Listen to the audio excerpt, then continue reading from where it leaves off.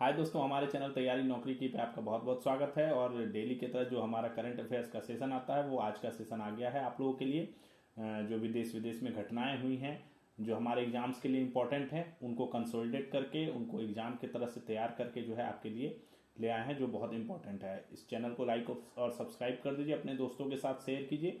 जो भी एग्जाम्स की तैयारी कर रहे हैं उनको ये काफ़ी हेल्पफुल होने वाला है। तो चलिए हम फटाफट देखते हैं। और 30-32 क्वेश्चंस हैं जिनको हम फटाफट जो है देखेंगे। तो चलिए शुरू करते हैं। पहला क्वेश्चन देखते हैं। किस देश की स्पेस स्टार्टअप कंपनी ने सनलाइट ऑन डिमांड प्रोजेक्ट के तहत 2026 में अंतरिक्ष में ऐसे सैटेलाइट भेजने जा रही है जिसमें रिफ्लेक्टिव मिरर लगे होंगे। रिफ्लेक्टिव मिरर मतलब क्या हुआ? वो प्रकाश को रिफ्लेक्ट करके जो है जहां पे अंधेरा है वहां पे प्रकाश दिखाएगा सूर्य का। ठीक है, सनलाइट ऑन डिमांड। तो ये काम जो है अमेरिकी स्पेस स्टार्टअप कंपनी है रिफ्लेक्ट ऑर्बिटल, ये कर रही है। शुरुआत में दुनिया के 10 अलग अलग स्थानों पर जो है रोशनी भेजी जाएगी। हालांकि इसके कुछ जो पर्यावरणविद है उन्होंने नुकसान भी बताए हुए हैं, बट जो है कई जगहों पे इसका उपयोग भी किया जाएगा जहां पे अंधेरा रहता है। कुछ आर्मी के ऑपरेशंस होंगे या कुछ इस तरह की चीजों में इनका जो है उपयोग किया जाएगा। अगला क्वेश्चन, भारतीय सेना में मूक योद्धा किसे कहा जाता है? मूक योद्धा, मूक मतलब हुआ बिना बोलने वाला। ठीक है, तो मूक योद्धा किसको कहा जाता है? ट्रेंड स्वान, प्रशिक्षित स्वान जो होते हैं। स्वान क्या हुआ? कुत्ते। ठीक है, डॉग्स जो हुए। ठीक है, जो ट्रेंड डॉग्स होते हैं उनको मूक योद्धा कहा जाता है। अगला क्वेश्चन, गणतंत्र दिवस 2026 परेड में भारतीय सेना के किस दस्ते को पहली बार शामिल किया जाएगा? पहली बार परेड में किस दस्ता को? तो पशु दस्ता, जो वेटनरी विंग है इनका, उसके दस्ते को जो है शामिल किया जाएगा। इसमें 2 बैक्ट्रियन ऊंट, ये हाई एल्टी वाले ऊंट होते हैं। हाई एल्टी के इलाके में, ऊंचाई वाले इलाके में ये काम करते हैं। 4 जांस्कर पौनी, लद्दाख वगैरह में ये बहुत उपयोगी होते हैं। 60 किलोमीटर तक जो है ये वजन उठाकर 40 से 60 केजी वजन उठाकर चल सकते हैं। 4 शिकारी पक्षी हैं। भारतीय नस्ल के 10 श्वान हैं कुत्ते, और सेना में कार्य कर रहे 6 पारंपरिक सैन्य श्वान जो काम कर रहे हैं वो हैं। तो ये सभी जो है पहली बार भारतीय सेना के जो पशु दस्ता है वो गणतंत्र दिवस 26 का परेड में शामिल होंगे। हरियाणा राज्य सरकार द्वारा चलाई जा रही किस योजना के तहत अब 10वीं और 12वीं कक्षाओं में 80% से अधिक अंक लाने वाले बच्चों की माताओं को भी 2100 रुपए मासिक राशि दी जाएगी? यानी 10 और 12वीं कक्षा में जिस बच्चों ने 80% लाया है उनकी मां को जो है 2100 रुपए मासिक राशि मिलेगी। तो पंडित दीनदयाल उपाध्याय लाडो लक्ष्मी योजना है, ये हरियाणा सरकार चलाती है। इसके तहत जो है सभी को, महिलाओं को जो है जिनकी आय 1 लाख रुपए से कम है उनको जो है हर महीने 2100 रुपये दिया जाता है। ये इस जो अपना हरियाणा दिवस के अवसर पे जो है शुरू किया गया। और 1,80,000 अब जो ये जो 10वीं और 12वीं की माताएं हैं इनके लिए जो आय की सीमा रखा है वह 1,80,000 रखा है, बढ़ा दिया गया है। और पहले जो है 2100 रुपये मंथली दिया जाता था, अब क्या किया गया है इसमें 2100 रुपये में से 1100 रुपये जो है खाते में जाएंगे और 1000 रुपये जो है सरकार एफडी के तौर पर जमा करेगी। अगला क्वेश्चन, सिखों के किस गुरु के 350वें शहादत पर्व से संबंधित झांकी को इस वर्ष के गणतंत्र दिवस परेड में शामिल करने की अनुमति प्रदान की गई है? सिख के किस गुरु का शहादत पर्व, 350वां शहादत पर्व से संबंधित झांकी को? तो 9वें गुरु तेग बहादुर थे। 24 नवंबर 2025 को इनका जो है 350वां शहीदी दिवस मनाया गया। इन्हें हिंद की चादर भी कहा जाता था, है ना। तो इनकी जो है इसके शहादत पर्व से संबंधित झांकी जो है इस वर्ष गणतंत्र दिवस परेड में शामिल की जाएगी। यूनाइटेड कप किस खेल से संबंधित है? पता ही होगा आपको, टेनिस से संबंधित है। इस वर्ष का टेनिस का कार्यक्रम शुरू हो गया है। 2 जनवरी से 11 जनवरी 26 तक ऑस्ट्रेलिया में जो है खेला जाएगा। ऑस्ट्रेलिया ओपन के तहत जो है ये खेला जाएगा। डिफेंडिंग चैंपियन इसकी थी एरिना सबालेंका। ठीक है, किस महिला क्रिकेट टीम का स्ट्रेंथ एंड कंडीशनिंग कोच नियुक्त किया गया है? किसे महिला क्रिकेट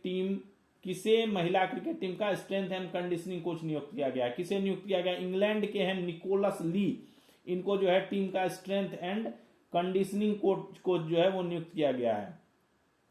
वित्त वर्ष 26-27 जो अगला वित्त वर्ष होगा तक कितने पीएम श्री स्कूल स्थापित करने? एक पीएम श्री योजना चल रही थी, पीएम श्री योजना, है ना। इसके तहत पीएम श्री स्कूल जो है, पीएम श्री स्कूल स्थापित किए जा रहे थे।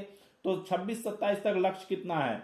14,500 का लक्ष्य है। अभी वर्तमान में 13,070 पीएम श्री स्कूल जो है वो स्थापित किए जा चुके हैं।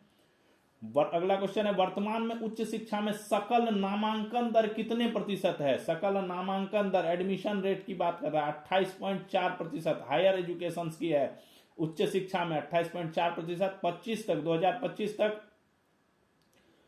50.1%, 25 नहीं है ये, 2027 तक है।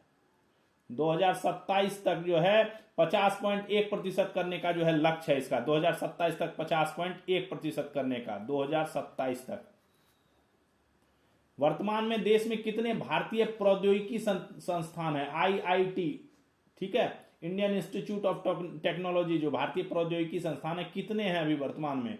23 हैं वर्तमान में। IIM की, मैनेजमेंट की बात करें, भारतीय प्रबंधन संस्थान की, तो 21 हैं।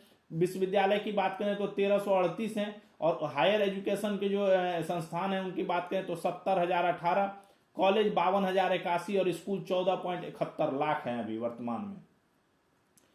National pension system trust board का अध्यक्ष किसे नियुक्त किया गया? NPS ट्रस्ट बोर्ड का अध्यक्ष किसे नियुक्त किया गया? SBI के पूर्व चेयरमैन है दिनेश कुमार खारा, इनको जो है NPS ट्रस्ट बोर्ड का अध्यक्ष नियुक्त किया गया है। भारत में बुलेट ट्रेन का पहला चरण किन 2 स्थानों के बीच शुरू किया जाएगा? बुलेट ट्रेन शुरू होगी भारत में, पहला चरण के तहत किन 2 स्थानों को कवर किया जाएगा? सूरत से वापी चलेगी। सूरत हो गया अहमदाबाद में, अहमदाबाद कहां? गुजरात हो गया, ठीक है। और वापी कहां हो गया? वापी हो गया मुंबई महाराष्ट्र में। 100 किलोमीटर कवर करेगी। 15 अगस्त 2027 से चलने का अनुमान है। 320 किलोमीटर प्रति घंटा अधिकतम गति है इसकी। 12 स्टेशन इसमें कवर होंगे। 2017 में बुलेट ट्रेन प्रोजेक्ट की शुरुआत हुई थी। और प्रोजेक्ट को बना कौन रहा है? National high speed rail corporation limited. किसके सहयोग से? जापान के सहयोग से इसको तैयार कर रहा है। तो बुलेट ट्रेन की तैयारी कर लीजिए, बुलेट ट्रेन पे बैठने की तैयारी कर लीजिए। केंद्रीय मंत्री ने तो ये भी कहा कि टिकट खरीद के अभी से रख लीजिए बुलेट ट्रेन में बैठने के लिए। 15 अगस्त 2027 से शुरू होने की इसकी उम्मीद है। सबसे पहले किस देश ने बुलेट ट्रेन की शुरुआत की थी? कौन सा देश था जिसने बुलेट ट्रेन की सबसे पहले शुरुआत की? जापान ने 1964 ईस्वी में। चीन के पास इसका सबसे लंबा नेटवर्क है, शुरू किया था जापान ने। चीन के पास इसका सबसे लॉन्ग नेटवर्क है। अन्य देश जो है स्पेन, फ्रांस, जर्मनी, दक्षिण कोरिया, इटली, ताइवान, इन सब जगहों पे बुलेट ट्रेन चलती है। जोहरान ममदानी, काफी चर्चित व्यक्ति, अमेरिका के किस शहर के 112वें मेयर के रूप में शपथ ले लिया इन्होंने? किस शहर के 112वें मेयर बन गए? न्यूयॉर्क, अमेरिका के न्यूयॉर्क शहर के सबसे बड़े, अमेरिका की वित्तीय राजधानी मानी जाती है। अमेरिका के सबसे बड़े शहर का नेतृत्व करने वाले दक्षिण एशियाई और पहले मुस्लिम है ये। हाल ही में भारत के पर्यावरण मंत्रालय ने 260 मेगावाट की दुलहस्ती जल विद्युत परियोजना के द्वितीय चरण को मंजूरी दी है। यह कहां स्थित है? दुलहस्ती जल विद्युत परियोजना किस राज्य में, कहां पे स्थित है? जम्मू एंड कश्मीर, केंद्र शासित प्रदेश जम्मू एंड कश्मीर के किश्तवाड़ जिले में चिनाब नदी पर जो है, चिनाब नदी पर यह स्थित है। अर्नेस्ट एंड यंग की रिपोर्ट के अनुसार 2047 तक भारत की इकोनॉमी कितना गुना बढ़ जाएगी? एक ये रिपोर्ट जारी किया है इसने, अर्नेस्ट एंड यंग ने रिपोर्ट जारी किया है। तो इसके अनुसार 2047 तक भारत की इकोनॉमी, अर्थव्यवस्था जो है, इकोनॉमी यानी अर्थव्यवस्था 5.25 गुना जो है बढ़ जाएगी। और पर व्यक्ति आय जो है प्रति व्यक्ति 2.5 लाख रुपए से बढ़कर 13.5 लाख रुपए हो जाएगी। यह अनुमान है रिपोर्ट में। अगला क्वेश्चन, बुजुर्गों की सुरक्षा और सम्मान के तहत किस राज्य सरकार द्वारा हमारे बुजुर्ग हमारा मान अभियान कौन सा सरकार चला रही है? तो पंजाब सरकार ने ये किया है। 2023 से शुरू हुआ है ये। इस वर्ष 16 जनवरी से मोहाली से शुरू हुआ है। इस अभियान के तहत जो है मुफ्त स्वास्थ्य सुविधाएं दी जाती हैं, कानूनी जागरूकता दी जाती है, आवश्यक सेवाएं प्रदान की जाती हैं। लॉ से रिलेटेड जो है इंफॉर्मेशन, अवेयरनेस और कोई हेल्प चाहिए वो मुफ्त स्वास्थ्य सुविधा। पहले तो सिर्फ ओपीडी था, अभी आईपीडी भी इसमें कर दिया गया है। ऑपरेशन, सर्जरी वगैरह भी इंक्लूड कर दिया गया है। और जो भी इंपॉर्टेंट सेवा बुजुर्ग से संबंधित है वो सभी 16 जनवरी से इस बार शुरू किया जाएगा। 23 से ही ये चल रहा है, पंजाब कर रहा है इसको। हुंडई मोटर इंडिया का सीईओ किसे नियुक्त किया गया? हुंडई मोटर इंडिया, तरुण गर्ग पहले भारतीय हैं जिनको इस कंपनी का जो है कमान मिला है। तरुण गर्ग 29 वर्ष के इतिहास में पहले भारतीय। इस वर्ष के अहमदाबाद इंटरनेशनल फ्लावर शो अंतरराष्ट्रीय पुष्प प्रदर्शनी 2026 का थीम क्या है? अंतरराष्ट्रीय इंटरनेशनल फ्लावर शो का थीम भारत एक गाथा, ये थीम का नाम है, भारत एक गाथा। 1 जनवरी से 22 जनवरी तक चलेगा। प्रधानमंत्री ने भी इसकी काफी सराहना की है और कहा है लोगों से कि इसको प्रदर्शनी को देखें। माइक्रोसॉफ्ट के सीईओ कौन है वर्तमान में? तो सत्या नडेला जो है इसके वर्तमान सीईओ हैं। इन्होंने कहा है कि 2026-27 जो होगा वो एआई का युग होगा, एआई का युग होगा, एआई पर का युग होगा ये, ठीक है, और एआई का डेवलपमेंट बहुत ज्यादा होगा। बंधुता परिषद 2026 का आयोजन कहां किया गया है? कराड़, महाराष्ट्र के कराड़ में जो है बंधुता परिषद 2026 का आयोजन किया गया है। किस देश ने अमेजन वर्षा वन की बिना डंक वाली मधुमक्खियों को कानूनी अधिकार दिया है? अब मधुमक्खियों को भी कानूनी अधिकार मिल गया है, इंसान के साथ साथ मधुमक्खियों को भी, उन्हें भी अब जीने का अधिकार है, उन्हें भी प्रदूषण मुक्त वातावरण का अधिकार है, उन्हें भी पर्यावास बहाली का अधिकार है, उन्हें भी स्थिर जनसंख्या का अधिकार है, उन्हें भी स्वस्थ रहने का अधिकार है, ठीक है, अस्तित्व का अधिकार है। तो ये सब करने वाला जो है देश हो गया है पेरू। पेरू ने जो है ये बिना डंक वाली मधुमक्खियां सबसे ज्यादा अमेजन वर्षावन में पाई जाती हैं। इनको एक अध्यादेश के तहत जो है इन्हें एक देसी प्रजाति के रूप में मान्यता दी गई तथा अस्तित्व और जीवन जीने का अधिकार, स्वस्थ और स्थिर जनसंख्या का अधिकार, पर्यावास बहाली का अधिकार, प्रदूषण मुक्त वातावरण में रहने का अधिकार शामिल है। अधिकार देने से मतलब क्या है कि इनको जो है इनका संरक्षण किया जाएगा, बेसिकली यही है। अधिकार क्या, मधुमक्खी को क्या अधिकार दिया जाएगा, बट बेसिकली क्या है, इनका संरक्षण, कोई ऐसा काम नहीं हो जिससे इनका जो जहां इनका आवास है वो प्रदूषण उसमें फैले, ठीक है, कोई वन कटाव कम हो, है ना, इन सब चीजों के लिए। जलीकट्टू का आयोजन कहाँ किया जाता है? काफी फेमस चीज है जलीकट्टू, है ना, तमिलनाडु के पुडुकोट्टई जिले के थाचनकुरिची गांव में, थाचनकुरिची गांव याद रखिएगा, पुडुकोट्टई जिले के।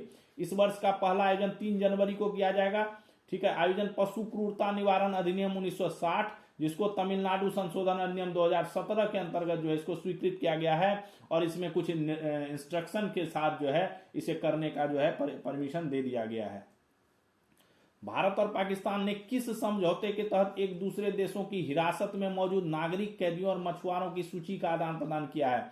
कोई समझौता है भारत पाकिस्तान के बीच जिसके तहत एक दूसरे देश में जो कैद में हैं नागरिक और उनकी और मछुआरे जो गलती से बॉर्डर क्रॉस, नदी वाला बॉर्डर क्रॉस करके जो मछुआरे जो है मछली पकड़ने के चक्कर में चले जाते हैं, उनकी लिस्ट जो है आदान प्रदान, ये काउंसलर एक्सेस समझौता है 2008 का, काउंसलर जो एक्सेस समझौता है। इसके तहत जो है वर्ष में 2 बार सूची आदान प्रदान की जाती है और इसके तहत जो है लगभग 2500 जो है मछुआरों को और जो नागरिक कैद थे उनको भारत वापस लाया गया है, ठीक है। तो इसकी सूची की आदान प्रदान दोनों जगहों पे, भारत में भी और इस्लामाबाद में भी, दोनों काउंसलर के पास जो है किया गया। भारत की पहली महिला शिक्षिका कौन थी? पहली महिला शिक्षिका सावित्रीबाई फूले। सावित्रीबाई फूले 3 जनवरी को उनकी जयंती मनाई जाती है। जन्म 3 जनवरी 1831 को हुआ था इनका।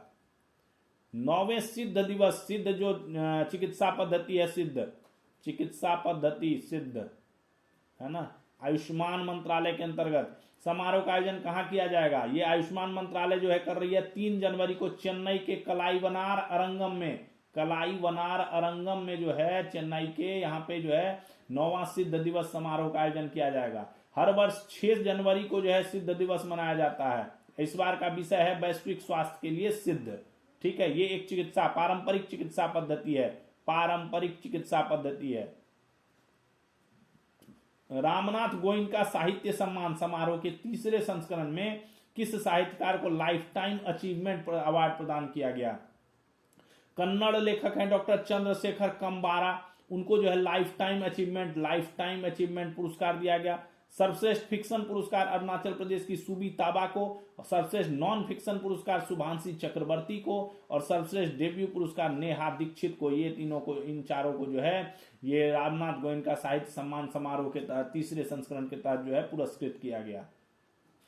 भारतीय जनसंचार संस्थान मास कम्युनिकेशन, ठीक है, जनसंचार, यही हुआ Indian institute of mass communication ने 1 जनवरी 26 से किस पाठ्यक्रम की शुरुआत की है जो संस्थान के 60 वर्षों के शैक्षणिक इतिहास में एक ऐतिहासिक पड़ाव है। इन्होंने पाठ्यक्रम की शुरुआत की है जो इनके 60 साल में नहीं हुआ था, अभी शुरू किया। इन्होंने पीएचडी का पाठ्यक्रम जो है इन्होंने शुरू कर दिया है। 2026 में राष्ट्रीय ई गवर्नेंस पुरस्कार कितनी श्रेणी में दिया जाएगा? ये राष्ट्रीय ई गवर्नेंस पुरस्कार जो भारत सरकार देती है 7 श्रेणियों में इस बार जो है प्रदान किया जाएगा। भारत रत्न भूपेन हजारिका, पुस्तक का नाम है, किताब का नाम है भारत रत्न भूपेन हजारिका। पुस्तक की लेखिका कौन है? अनुराधा शर्मा पुजारी है। असम में जो है अभी क्या चल रहा है? पुस्तक मेला चल रहा है। पुस्तक मेला का आयोजन असम में किया जा रहा है। वहीं पे जो है ये इनकी पुस्तक जो है काफी चर्चा में रही है।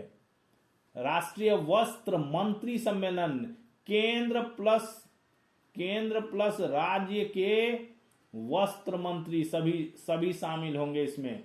राष्ट्रीय वस्त्र मंत्री सम्मेलन का आयोजन इस वर्ष कहां किया जाएगा?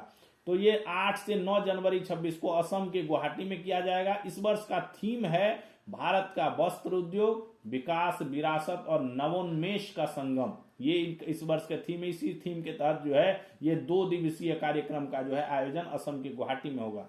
किस राज्य ने 8वां राज्य वेतन आयोग के गठन की घोषणा की है? सेंट्रल का तो चल ही रहा है, लेकिन सबसे पहले इस राज्य ने जो है 8वां राज्य वेतन आयोग की गठन की घोषणा कर दी है और इसके रिपोर्ट के बाद राज्य में 8वां वेतन आयोग लागू हो जाएगा। तो ये असम ने किया है। असम ने सबसे पहले जो है 8वां राज्य वेतन आयोग का गठन का घोषणा कर दिया है। 7वां वेतन आयोग जो 31 दिसंबर को खत्म हो गया है और 1 जनवरी से 8वां वेतन आयोग जो है इनके पास इनका ड्यू है, उसी के लिए इसका गठन कर दिया गया है। तो ये था हमारा सारा 32 क्वेश्चंस जो है हमने आज कवर किए इस टॉपिक में। तो चलिए अगला बस। थैंक्स फॉर वाचिंग तैयारी नौकरी की।